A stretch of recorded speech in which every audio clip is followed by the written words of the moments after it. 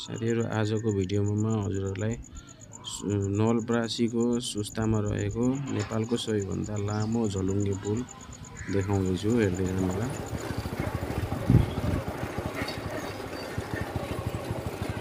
Video बनाउँदै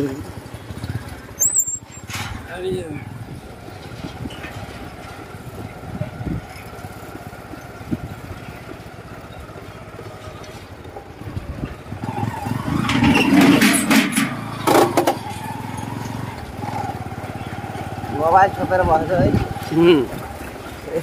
यहाँ खस्यो भने के भयो, अल्ट्रा आउँछ यो गयो भने। म त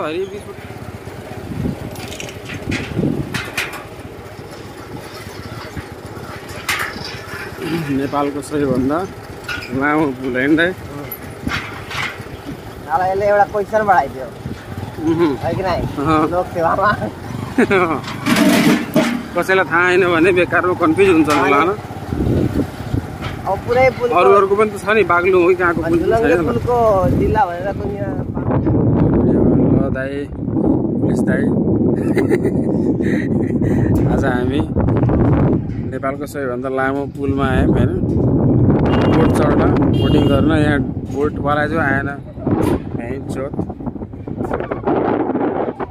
म हजुरहरुलाई जुम गरेर यो बोट देखाउँछु है त। साथीहरु 2 घण्टासम्म वेट गरियो यो बोटलाई।